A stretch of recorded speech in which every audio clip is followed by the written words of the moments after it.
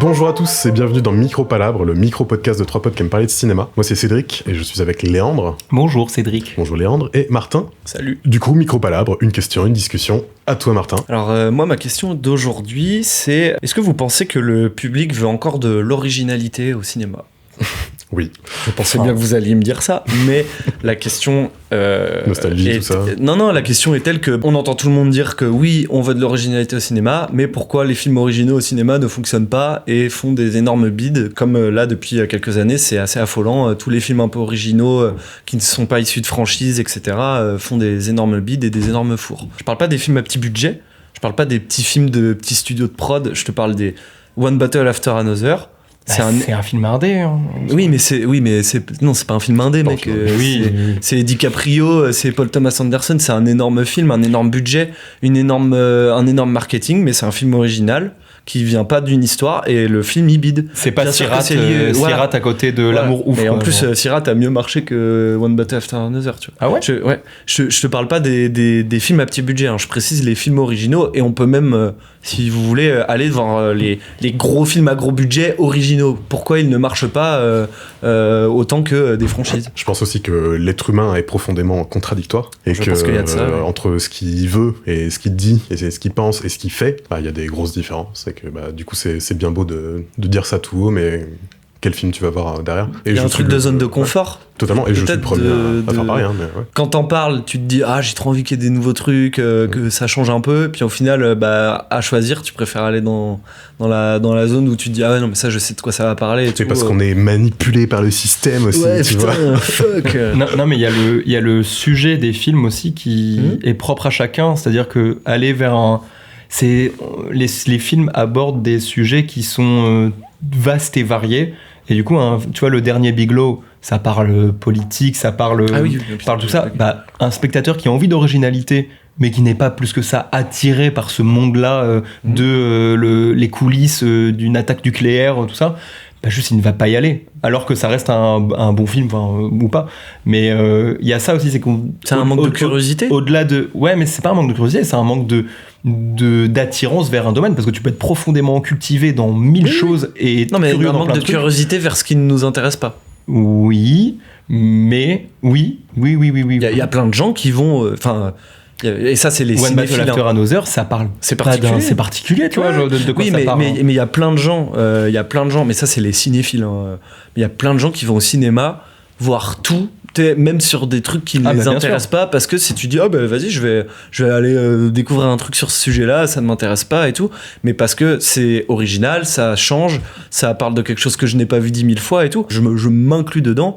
On est très peu curieux justement sur les trucs qu'on n'a pas l'habitude de voir, tu vois, ça c'est clair. Et du coup, mais voilà, c'est une de mes pistes de réponse. Toute forme d'art, c'est le cas. La musique, t'écoutes ce que t'aimes de manière générale, et des fois tu vas découvrir des pépites, mais cette pépite-là que tu découvres, elle fait écho avec ce que t'aimais à une autre période de ta vie, et ça, tu retrouves des trucs, des sonorités, des choses que t'aimais avant ou que t'aimeras plus tard.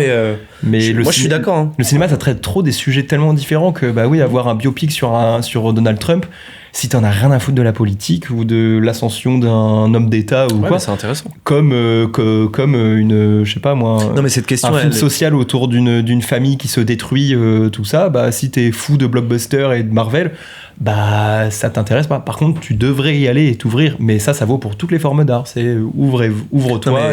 Moi, cette question-là, elle vient du paradoxe du fait qu'on entend beaucoup de gens dire mais c'est chiant, c'est tout le temps pareil. Alors que elle existe, ça veut pas dire aller voir des petits films d'auteur à petit budget ultra chelou et tout. C'est juste, comme tu dis, Biglow, il y a des propositions originales superbes tout le temps partout. C'est bien sûr, c'est plus simple d'y accéder chez soi via Netflix, mais puis moins cher. L'argument, il est aussi financier, quoi. C'est que si tu vas te déplacer pour aller payer ta place, pour aller voir un truc, quelque chose que tu as envie de voir. Oui, mais même sur Netflix, c'est pareil. Sans parler d'aller au cinéma, juste tu choisis le film qui t'attire. Pour ne pas aller dans le financier. Désolé, je t'ai coupé l'herbe sous le pied. J'ai perdu le fil. Oui, mais tu payes quand même Netflix aussi. Oui, mais t'as le choix. Ouais. Tu vois, alors le cinéma, tu dois payer très peu cher pour une proposition. Et c'est ça, dingue. c'est que Netflix, tu payes pas pour un film spécifique. Mais pour moi, ça devrait être. Si le cinéma, entre guillemets, voulait un peu s'en sortir et tout, pour moi, c'est une des pistes de solution. C'est de proposer un espèce d'abonnement à l'équivalence d'une plateforme de streaming en disant tu payes 12 balles par mois et par contre tu peux tu vas voir ce que tu veux. Et là les gens ils s'intéressent non mais c'est sauf que 12 balles c'est le film. Oui, mais du coup bien plus intéressant de dire que tu peux aller en voir plein, ça ferait que les gens ils iraient voir des trucs différents. C'est comme le cinépass au Gaumont. Oui, mais c'est un peu plus cher. Mais ça les ferait pas gagner plus d'argent. Et du coup, ça les intéresse. Oui, mais ça leur ferait pas gagner plus d'argent. Mais et ça sera l'objet d'un autre micro-palab. Mais c'est le cinéma, il est en train de prendre très très cher, tu vois. Et il faut s'adapter. Et moi, je suis pas convaincu qu'il faille s'adapter en termes de forme de film à proposer. Je suis plus convaincu qu'il faille s'adapter en termes de proposition de... Roselyne Bachelot a bien fait rebondir le cinéma. Roselyne, Tata Roselyne. Roselyne Bachelot a bien fait rebondir le cinéma après le Covid. Enfin oui, elle a fait un truc, mais c'est plus du tout d'actualité. Mec, le cinéma, il se casse la gueule de ouf. Il y a eu un rebond pour relancer les salles, mais là, c'est... Je suis content, j'ai mis Roselyne Bachelot là-dedans. Mais c'est plus pour dire, c'est pas tant une question de curiosité. Après, bon, moi, je sais que je suis très cinéphile, passionné, tout ça. Mais moi, je regarde tout et n'importe quoi de toutes les époques et tout machin, vraiment tout m'intéresse. Par contre, ce que je veux voir au ciné, c'est tout le temps la même chose et c'est hyper prévisible parce que il y a cet aspect financier, il y a l'effort d'aller le faire, de donner ta soirée entière aussi à ce film-là spécifique, machin, le déplacement dans le froid dehors et tout machin. Ça joue aussi et c'est pas une question de curiosité. J'ai envie de les voir tous les autres films qui passent, mais il y a moins de. C'est pas le problème de l'originalité, c'est le problème de l'accès au cinéma, quoi. Mais on l'a de toute façon sur les plateformes, donc.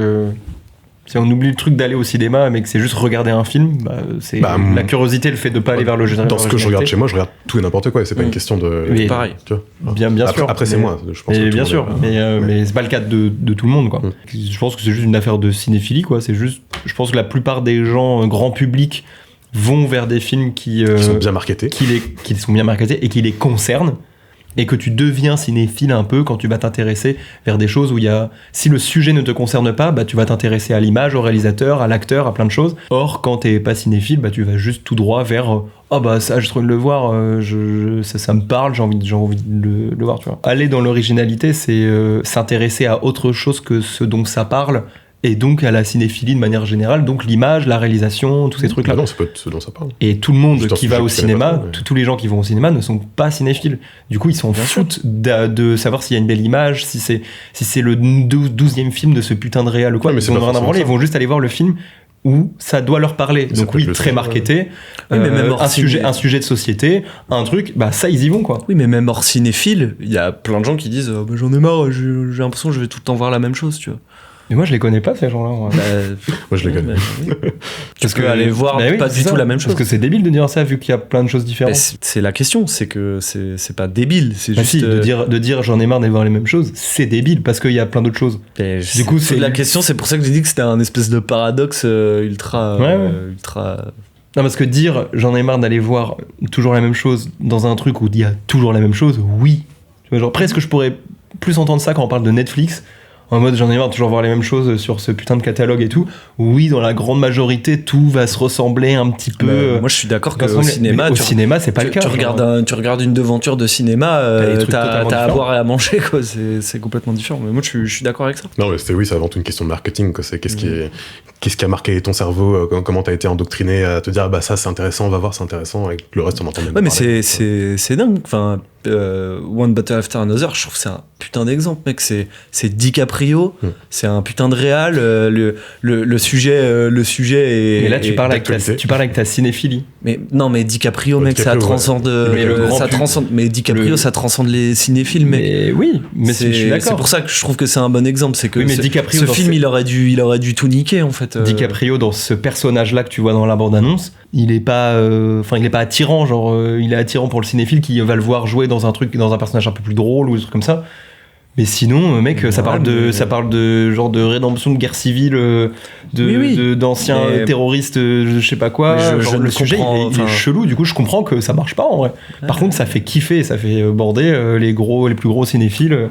D'avoir un Paul Thomas Anderson. Mais ce film, il visait pas juste les cinéphiles, il visait un grand public, quoi. Je suis pas sûr, en vrai, mec, ça reste Paul Thomas Anderson, ça reste un auteur, genre c'est pas du blockbuster non plus.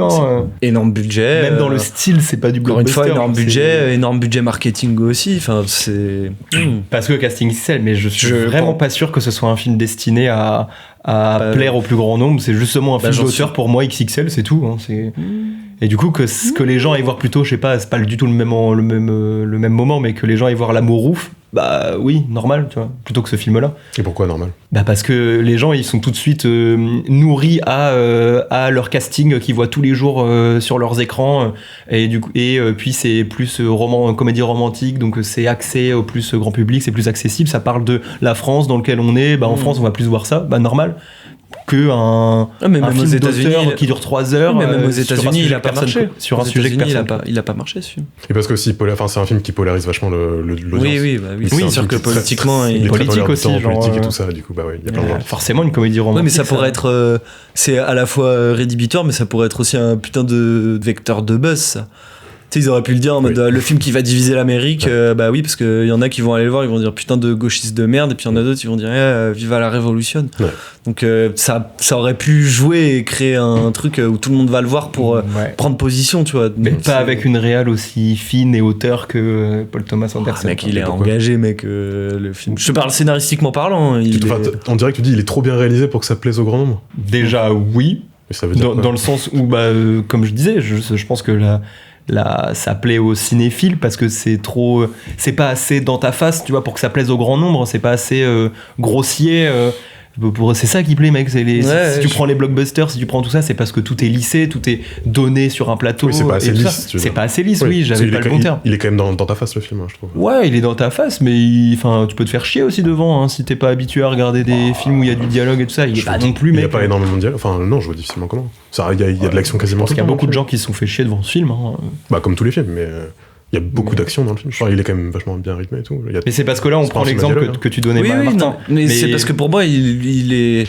Enfin, on peut débattre de ce film-là seulement, tu vois. Non, mais moi, ça fait partie des films, je ne comprends pas, tu vois. Moi, je pensais qu'il avait cartonné. Ouais, en termes de film original, moi, je pensais que, comme tu dis, que ce film allait cartonner.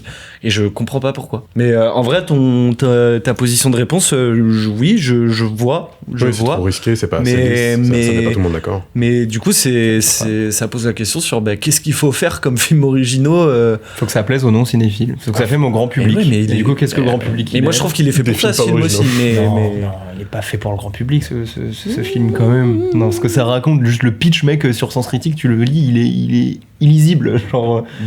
Non mais j'abuse. Mais bon, les gens ils sont pas débiles non plus. En vrai, mec, la bande-annonce, quand je la voyais au cinéma, j'étais en mode trop bien. Le prochain film de Paul Thomas Anderson avec Benicio del Toro et DiCaprio. Par contre, ce que ça parlait, je vois un peu de ce que ça va évoquer, mais tu comprends rien à ce que ça va. C'est un mec qui cherche sa fille, c'est tout, quoi. Donc marketing. Ouais. Genre juste tu fais c'est pas un problème de manque d'argent dans le marketing pour le coup, c'est un problème de message transmis, c'est un problème de ciblage, genre juste L'amour ouf, Gilles Lelouch, il est sur Quotidien, il est à TF1, bon voilà, ça plaît, quoi. Oui, je prends l'opposé français. En tant que public français, moi je te parle à l'international qui l'a je sais pas, je pense que Avengers marche plus que Ant-Man 3 marche plus que Une bataille après l'autre. Je sais pas, j'ai pas les chiffres. Même pas sûr. Ouais, si, peut-être quand même. Parce que le ciblage, là c'est pour les enfants. Oui, il y a aussi l'aspect tout public, pas tout public. Juste pour conclure là-dessus, mais en tant que personne qui aimerait bien faire des films, ça fait peur, je trouve, de se dire que tu mets tous les trucs de ton côté, c'est-à-dire putain de réal, putain de casting, putain de scénario, putain d'histoire. Et en fait, ton truc, il tombe à l'eau. Et là, il y en a plein, là, des 5 dernières années. Il y a plein de films où je me disais, mais le potentiel, c'est bon, ça va être trop cool. Ça va être le Tenet, pas le Tenet, pardon, ça va être le Oppenheimer Barbie, quoi. Tu sais, à chaque fois, je me dis, ça va relancer un peu le cinéma et tout. Et là, franchement, c'est chaud. Je sais que DiCaprio est coup de palabre. Donc là, je m'adresse à toi, Léo. Si tu peux nous éclaircir un peu sur le sujet, à l'occasion, autour d'un verre, tu nous dis. Merci Martin pour ta question. C'est vrai que ça c'est une question qu'on va continuer de se poser. Autour d'une bière. Autour d'une bière. Et du coup, on vous demande à vous, auditeurs, dites-nous ce que vous en pensez. N'hésitez pas à commenter sur nos réseaux. Et on se retrouve pour le prochain épisode de Micro Palabre.